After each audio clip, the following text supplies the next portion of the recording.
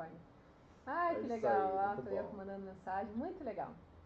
A gente fica Tá, bem vamos feliz. conversar que daqui a pouco a gente começa. Vamos lá. Vamos focar aqui na palavra, a gente já Vamos começa a dar a palavra profética para essa galera aqui. A gente se Já, empolga. daí a gente se empolga. É isso aí. Se você não é inscrito, se inscreve lá no nosso canal. Isso aí. Tinha pouca coisa, mas você está vendo que vai começar a ter mais conteúdo. Vai no vir nosso uma YouTube. onda, é isso aí.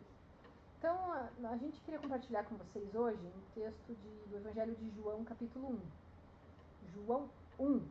Então, você que está em casa, aqui quem está na nossa casa também vai abrir em João também, pode abrir em João. A Primeiro gente João. não preparou para pôr o texto na tela aí, mas acho que é um texto conhecido e... João o quê? João 1. O GG vai pôr lá. O Felipe me chamou a atenção esses dias, ele falou assim, olha, eu acho que a gente podia prestar atenção um pouco em João 1, que é um texto tão filosófico, né? Quando ele falou essa palavra, eu me identifiquei, eu falei, gente, eu acho que tem algo nisso, assim, porque eu gosto dessas verdades profundas, assim, que a Bíblia carrega, e já que é o nosso culto, da nossa família, a gente pode ter muita liberdade de ser bem a gente, assim, né? E vocês que seguem a gente sabem que às vezes a gente sei, mais teórico e mais filosófico mesmo, né? E eu entendo que é uma profundidade muito grande em João, porque João, diferente, né? Qual a característica dele? Ele foi o discípulo que Jesus chamou, aquele que se deitou ao ombro dele, assim, né? Então o próprio João se autodenominou do amado, né? Mas ele era muito próximo a Jesus, ele era um amigão, assim, né? Falando de João, tem um João no peito aqui também, uma mana aqui, assim, na amada. O cara tá meio acordando, assim. Então, assim, tipo, eu acho que não é coincidência dele ser o cara mais íntimo de Jesus e de repente ele demora mais tempo para escrever, todos os evangelhos são antes, né? E o João decide, cara, eu vou tentar pôr no meu coração. Ele leva tempo para processar, parece, as coisas, né? Eu imagino que os falam que foi 30 anos depois de Mateus, Marcos e Lucas, João escreve. Então você vê que João não tem muita preocupação Não tinha pressa, em né? contar história, né? Os 3 primeiros evangelhos diz que são sinópticos, né? Que é aqueles que foram que contam mesmo a história, mesmo, né? Mas João não tem tanta essa preocupação de relatar os fatos. Então todos os fatos ali, os fatos as histórias, elas são muito peculiar. Se João conta, é porque ele quer falar o que está por trás daquilo. É isso. Né? Não é só para relatar os fatos, né? Ele parece que, eu me identifico com ele, assim, né? Parece que ele pensou e ficava lembrando, nossa, cara, como Jesus fez aquilo. Por anos talvez ele não entendia, né? Só que daí um dia ele, nossa, eu acho que por isso que Jesus agiu daquela forma. Daí ele vai e decide escrever sobre aquilo, sabe? Eu sinto que tem muito coração, tem muito pensamento envolvido, muito intelecto envolvido, né? E muito do Espírito Santo falando com o João, assim. Então é muito bonito, assim, né? Eu acho que João também, algumas vezes, eu acho que ele responde alguns problemas que começou a ter na igreja, na verdade, né? No crescimento da igreja, na verdade. Durante né? esses 30 anos, né? Então você vê ali em Cura, por exemplo, ele bem fala, eu não sei exatamente qual capítulo, mas quando acho que é o cego que se aproxima e fala, por que ele é curado? Por que ele está doente? A quem que pecou, a mãe ou o pai dele? Ele falou assim, não, ninguém. É só para mostrar a glória dele. Você vê que talvez poderia ter um problema lá, né? Por quem veio o pecado, qual que foi, quem que foi o culpado disso, o culpado. Ele falou, não, só para manifestar a glória dele. Né? Mas é isso, Maria Lígia, vamos lá. Assim, a gente vai fazer meio dinâmico, né? Eu vou falar alguns versículos que me ressaltaram, o Fih também, a gente vai fazendo junto, assim, bem do nosso jeito, né? Mas o primeiro versículo, né, João 1:1, fala assim que no princípio era o verbo, e o verbo estava com Deus, e o verbo era Deus.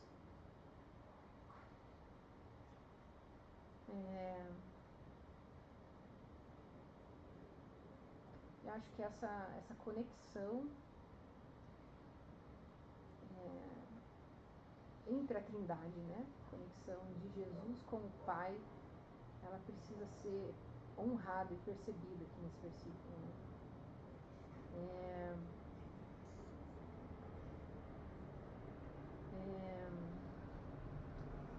desde o início, né? Tá falando de Jesus, Jesus era o verbo e ele estava com Deus, ele era Deus. Por que Jesus é chamado de verbo? Por que Jesus é chamado de palavra?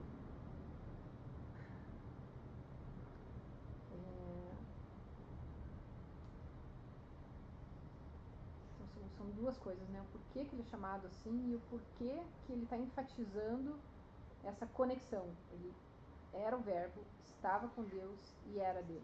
Né? Só um pouquinho, vocês dois aí, eu me distraio se vocês... Tudo bem, se vocês só ficarem para trás, eu não sei o que vocês estão fazendo. É bem o que eu estou olhando ali, desculpa. A mãe é líder e ótimo trabalho, pessoal, ótimo trabalho, tá tudo certo, tudo bem. Já que a gente foi interrompido aqui, já assim, você se interrompeu. Portugal também, tem uma galera de Portugal ali também. Legal, né? Salvemos a galera de Portugal. Tem Portugal, tem Califórnia, tem Japão com a gente. Queremos super agradecer vocês. Oi? Brasil. Brasil! Falem a cidade do Brasil. Brasil, eu vi ali a galera. Exatamente, vamos inundar ali o chat com a galera da cidade que você está. Aqui. Vamos lá, então, João 1, vamos lá. Então, a Marilisa, vamos sobre o verbo, logos. Fale do grego, do logos. É o logos. É isso, na verdade, assim, o logos ele tinha aquela noção no grego do... Era algo difícil de compreender, era a sabedoria, era aquela verdade absoluta. E, na verdade, João está colocando ali que a verdade ela não era algo no espaço. João está dizendo que a verdade é uma pessoa.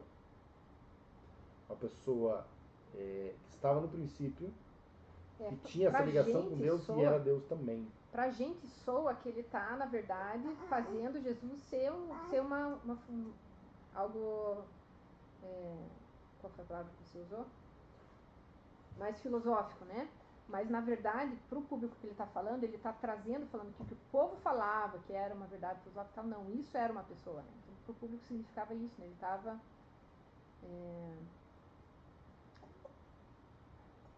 individualizando, assim, né? Não é algo, não é uma substância, né? Isso é algo que finalmente quando ele ensina as crianças ele fala muito sobre o Espírito Santo, né? O Espírito Santo não é fogo, ele não é o vento, ele não é a água. Ele pode se manifestar dessa forma, mas ele não é essas coisas. Então é semelhante com Jesus, assim, né? Só que, né, parece que eu estou me contradizendo, porque ele está falando ele era o verbo, né? Mas acho que era essa a intenção de comunicar realmente com a cultura ali da época, né? Uhum. E é essa certeza absoluta, isso que vocês buscam, né? Ele era isso desde o início, ele sempre foi, né? Ele estava com Deus, ele era Deus. Ele vai seguir... por que ele fala também no verbo? Porque ele vai seguir explicando sobre a criação e o fato da criação ter sido feita a partir da palavra, né? Que Jesus era essa palavra criando as coisas, né? Se quiser interromper falando. Está indo bem? Parecendo tão simples assim, para mim é algo tão profundo, né? Que parece que eu já ouvi tantas vezes pregações sobre isso, sabe?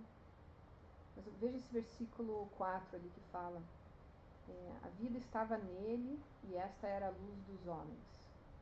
O 5, a luz brilhava nas trevas e as trevas não a derrotaram.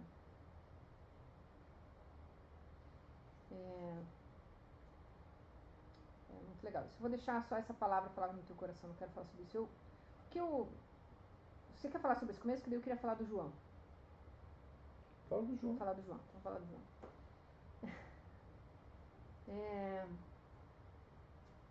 Eu achei interessante porque esse aqui é o discípulo João, né? O apóstolo João que está escrevendo, e logo no início, no primeiro capítulo, ele vai falar sobre o profeta João.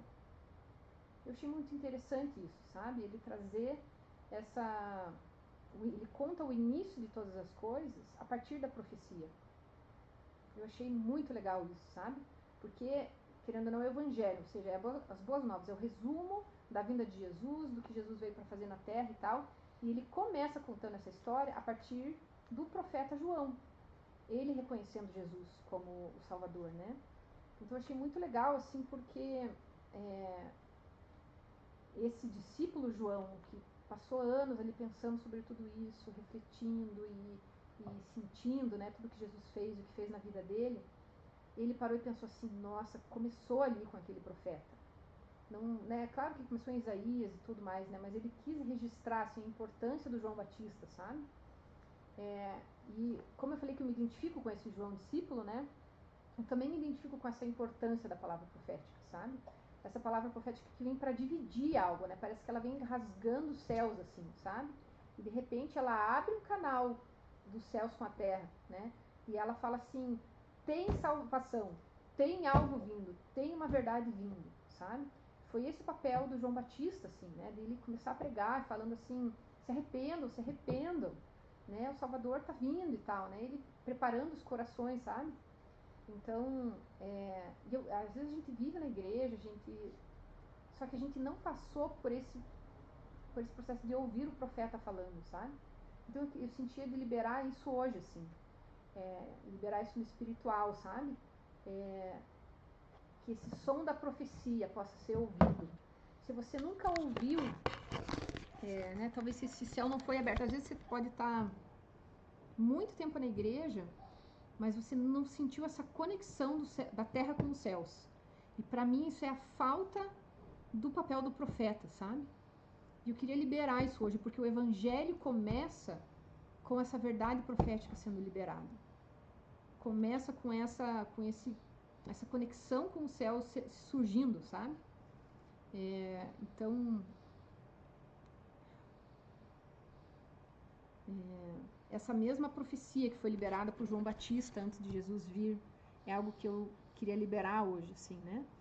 Que existe uma necessidade, antes de Jesus poder habitar na nossa vida, existe uma necessidade da gente perceber que a partir de nós eu não consigo fazer nada. A partir da minha vida, não há solução. Eu sozinho tento o meu melhor, eu me esforço, né, a Guta, todos os meus filhos aqui estão numa fase de buscar, cada dia mais buscar ser mais responsável, fazer as coisas sozinhos, né? E eles buscam ferramentas para isso, buscam técnicas e buscam organizar o seu dia a dia, buscam se preparar para o dia da escola, né? E tudo isso é excelente, é a nossa dedicação, e Deus nos criou com uma habilidade excelente de fazer as coisas sozinho mesmo, né? E vejam o quanto o ser humano se desenvolveu dessa forma. Então, a gente tem uma capacidade gigantesca, sabe? Mas é quando a gente descobre esse nosso limite que a gente entende a necessidade de Jesus.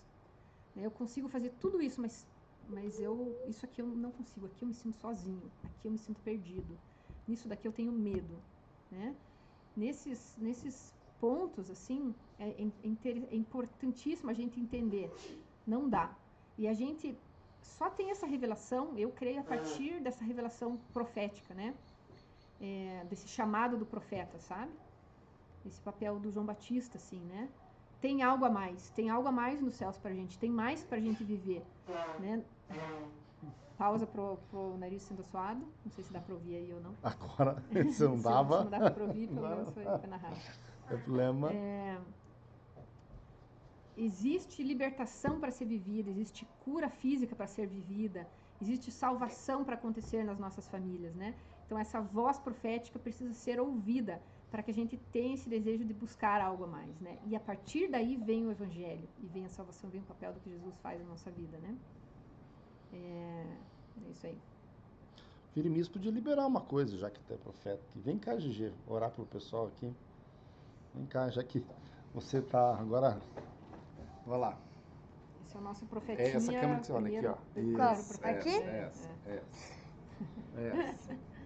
Oi. Tava falando do papel do profeta. O nosso profeta aqui em casa, o GG, ele é aquele cara que sempre nos lembra de pegar as coisas mais leves, né? De uma forma mais leve. Então ele fala assim, tá tudo bem, mãe. Ou então, você parou de falar isso, né? Mas ele falava muito assim, dia lindo, né? Bem quando tava todo mundo meio estressado, assim, né? Então lá, Gigi, ora lá pela turma lá, libera esse... Vai com calma. Sobre? Não, sobre se você quiser se sentir de liberar. O que você sentir de liberar? Jesus, eu libero calmidez e suavidade e felicidade sobre todo mundo que está assistindo nesse momento. Em nome de Jesus, amém. Eu não sei se existe a palavra calmidez. Existiu agora. Mas agora Agora existiu. E o existe. nosso profetinha João também vai dar oi, ó. Olha lá. Eu sou João Batista, em homenagem a esse profeta, né? O É isso aí. João, para nós, ele carrega solução. Toda vez que a gente acha que não tem solução para algo, a gente olha pro João Tem. e fala, tem Esse solução. carrega paz e o outro solução. Exatamente. Muito bom. Se você sentiu a hora que o GG sentiu, sério, parece que... Leonardo? Ó, se- Tem duas câmeras, ele tava analisando. Olha, o que tá rolando? ó, vou virar você aqui agora. Você vê isso aqui, ó. Olha a Gigi, você ali. Então, assim, se o Jeremias, quando o Jeremias orou e parece que veio paz sobre você, coloca ali no chat. Compartilhe nos comentários depois, que quando você está assistindo depois também. Beleza. Também, Vai lá, valeu, Gigi. Gigi. Muito bom. Falou. Você leva o outro aqui, teu irmão, junto? Venha. Quer ir com o Gigi lá brincar? Leva esse daqui, ó. Não? Então vai, segue lá, filho. Ah, Você vai me deixar? já volto, só um pouquinho. Não.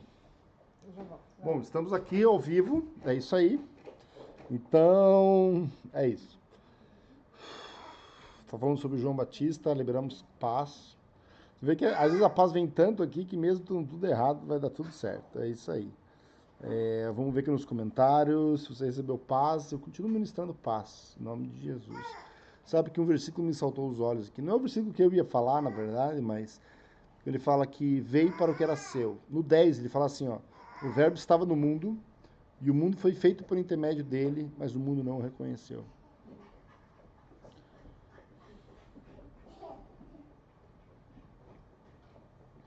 E ele veio para o que era seu, mas os seus não receberam. Mas a todos quanto receberam, aos que creem em seu nome, eles o direito de serem serem feitos filhos de Deus.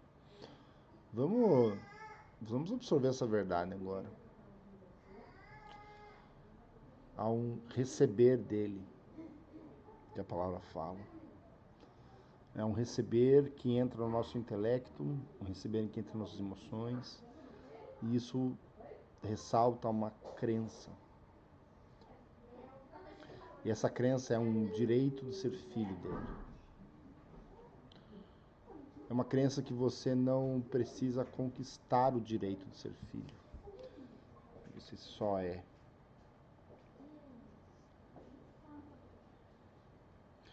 Porque filho pode brigar com você pode brigar com eles, mas existe uma ligação profunda, diferente de outra pessoa. O filho faz algo errado e você continua amando. O servo faz algo errado, o servo faz algo super bom, tanto faz. O Senhor tanto faz, mas o filho faz errado e aquilo não tira o demérito do filho. No 12 eu tô. Então, quando os receberam? Então, gostaria que você refletisse esse por 10 segundos agora. Esse receber, crendo e recebendo o direito de ser filho. Vamos lá, Jesus, nós liberamos isso, Pai. Quem está nos assistindo, para quem está assistindo depois.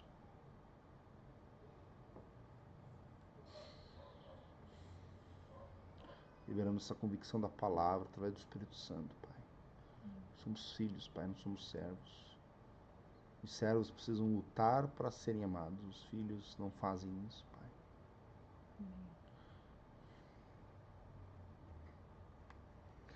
E o verbo, bom, no 13 fala, e os quais não nasceram do sangue. Quer falar? Eu ia falar do 13. Falando de quem são esses filhos de Deus, né? Ele explica um pouquinho mais, fala assim, os quais não nasceram do sangue, antes de eu falar, eu queria falar para você, talvez você não saiba disso, não tenha ouvido falar sobre isso, mas eu acho que João é um livro digno disso, da gente aprender a receber no Espírito as coisas. Tem coisas que a gente não recebe intelectualmente, né? A gente precisa... Deus nos abençoa para o nosso cérebro estar conectado, nosso coração, os nossos sentimentos estarem conectados. Mas eu quero que você libere o seu espírito para receber, mesmo que você, talvez, que às vezes o coração e o cérebro não acompanhem, Quero liberar os nossos espíritos. Você pode falar com o teu espírito, libera o meu espírito para receber o que o Espírito Santo tem para mim agora, hoje. Amém? Eu sinto que esse texto ele é profundo, assim, que a gente precisa receber no espírito, sabe? E às vezes ao longo do dia, ao longo da semana, a gente vai discernindo e recebendo intelectualmente, emocionalmente, né? Então, no versículo 13, ele vai explicar o que são esses filhos de Deus. Ele fala, os quais não nasceram do sangue. Não é um filho que nasceu do sangue, não são os descendentes de Jesus, né? Nem pela vontade da carne. Não é nossa força, né? A nossa vontade que faz eu ser filho de Deus, né? Nem pela vontade do homem, mas nasceram de Deus, né? Então, é algo sobrenatural a gente se tornar filho de Deus. É algo espiritual. É algo que une a minha vontade, a minha decisão, une a minha emoção, mas não é essas coisas. Ela é a minha conexão espiritual com Deus. De repente, eu decido entender que Jesus salva a minha alma. Ele salva e o meu espírito se torna vivo. A partir daí, meu espírito se torna vivo, se conecta com Deus Pai e eu sou o filho. Eu sou uma nova criatura, não é algo que existia antes. É uma nova criatura, um ser que de repente é espiritual, de forma legal, ele acessa o mundo espiritual e ele tem poder espiritual diante da criação, diante da natureza, diante das pessoas, porque ele é filho de Deus, ele é realeza, ele é conectado com o Criador, né? Então é algo que não existe antes e é uma verdade espiritual, antes de ser uma verdade, sei lá, social, seja o que for, né?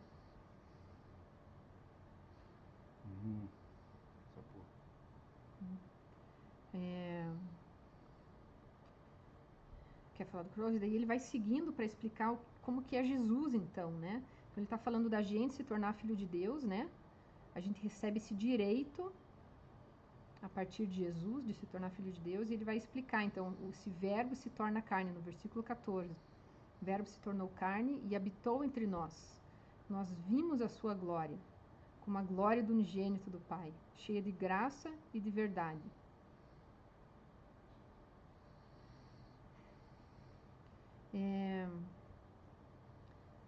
Para mim, glória é uma palavra que eu passei a entender o que ela significa também estando lá na Betel, assim, sabe? Fui desenvolvendo meu entendimento, porque a gente canta muito a glória, a gente glorifica a Deus, a gente fala que a glória é dele, né? A gente fala normalmente no sentido de agradecer a Deus que a gente fala a glória, né? Mas a glória é algo, ela é algo, a glória de Deus, sabe? Ele fala aqui que a gente viu, né? Eles viram a glória. Jesus presente na terra, eles viram a glória de Deus, né? Então a gente pode ver essa glória, sabe? Ela se manifesta, né?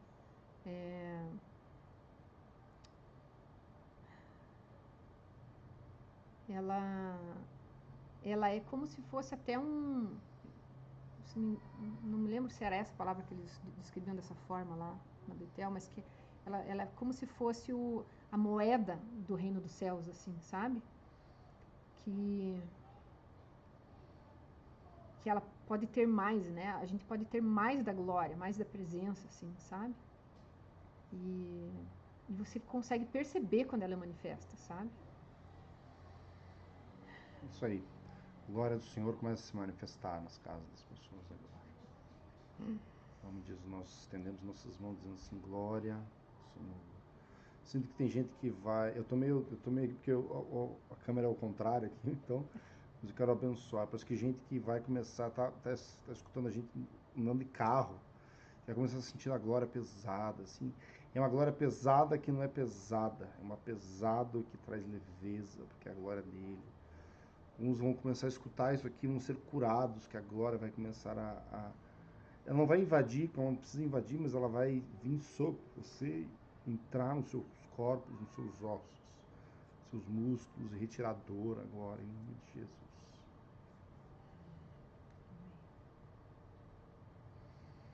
Eu acho que você está sentindo a glória, né? Eu sinto que você tem algo para... Que a sequência fala que vimos a sua glória como a glória do unigênito do Pai, cheio de graça e de verdade. Isso que vai conectar com o que você quer falar lá. Com a glória do unigênito do Pai, cheio de graça e de verdade. Jesus, nós queremos hoje receber a glória do unigênito do Pai, cheio de graça e de verdade. Receba onde você está agora. Sobretudo nós damos espaço para o Senhor.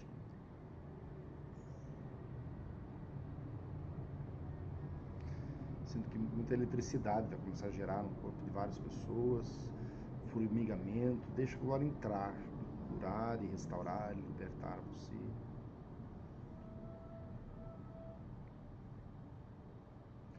Sinto que alguns vão testemunhar que a glória nem invadiu não, mas foi no seu trabalho enquanto você estava assistindo isso aqui. Talvez você está assistindo no seu trabalho. Quero abençoar você agora, que a glória venha sobre você. A presença gloriosa dele venha sobre você, como um rio de óleo. As regiões secas sendo liberadas agora, em nome de Jesus. Porque a glória do unigênito, cheia de graça e de verdade. Essa glória do unigênito, ela não é parte, não é um pouco da glória, ela é toda a glória, né? O unigênito é o único filho, né? Então, sobre ele, Deus coloca tudo quem ele é em Jesus, né? E se manifesta diante de nós. Então, não é pouca glória que você tem a expectativa de experimentar agora no seu trabalho, no carro, mas é essa substância de quem Deus é, tudo isso é depositado em Cristo, é manifesto em Cristo, né? Então eu estou falando isso porque tem mais, eu quero aumentar a sua expectativa, tem mais experiência da glória para você sentir, tem mais experiência da glória, tem mais glória para se manifesta. Fala quando Jesus é batizado por João Batista, que alguns ouviram a voz, alguns viram a pomba. Eu quero ser desses alguns, Deus. Eu quero ser dessas pessoas que veem a glória, que veem Deus, que escutam, que estão conectados com o Senhor, o Pai.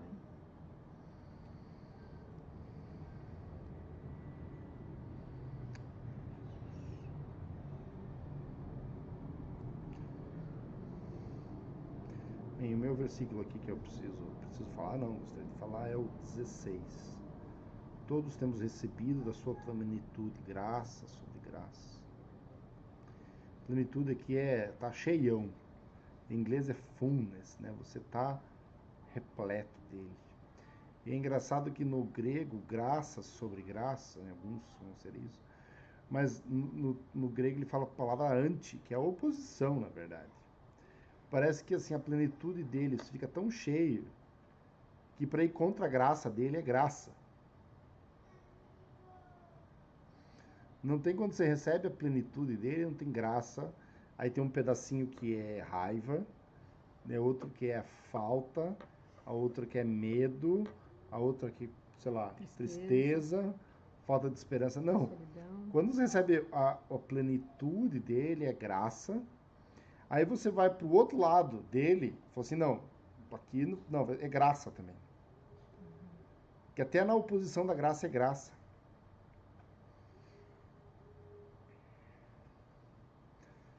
A gente fala assim, Deus é gracioso, mas é justo.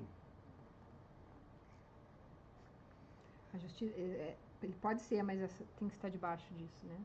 Não, na verdade, não são coisas contrárias, né? Eu queria dizer assim, que ele vai é justo, mas ali na justiça dele você vai encontrar a graça. Porque contra a graça dele é a graça dele. Não é contra, né? Lógico, não é isso, mas eu digo assim, é graça você recebe dessa plenitude dele, é graça e graça. Graça e graça. Se existisse outra coisa para ser lançada contra a graça, era a graça que vinha também, né? Então não tem como, é como se lança daqui, dali, né? Não tem outra opção, né? Então, às vezes, você está escutando isso, você está num lugar assim, ruim hoje. Ruim, meio escasso, parece que Aqui não é graça sobre graça, aqui é escassez sobre escassez, secura sobre secura. Então eu gostaria que você desse esse passo para trás na sua alma, no seu espírito, no seu corpo, e diz assim: hoje eu recebo a sua plenitude, ingendo a sua graça.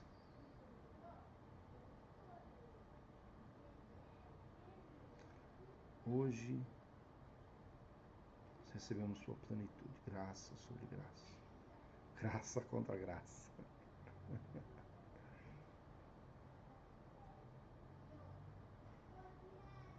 Jesus, que comece nos nossos corações, Jesus. Amém, Jesus. Aquele pedacinho da minha alma, Deus, que não entende que o Senhor é presente, que não se manifesta.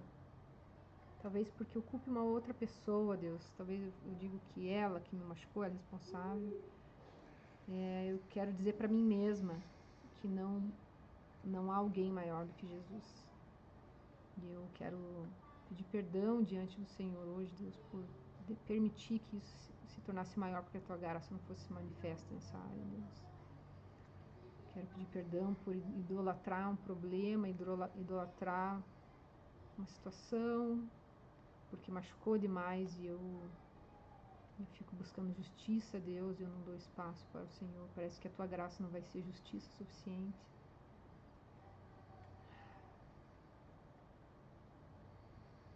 Eu quero ouvir a voz do profeta hoje que clama no deserto.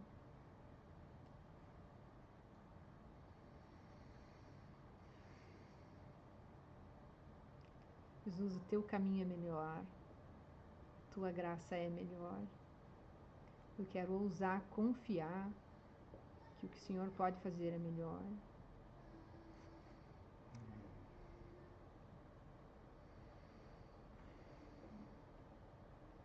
Queremos receber esse batismo do teu amor hoje, da tua graça hoje.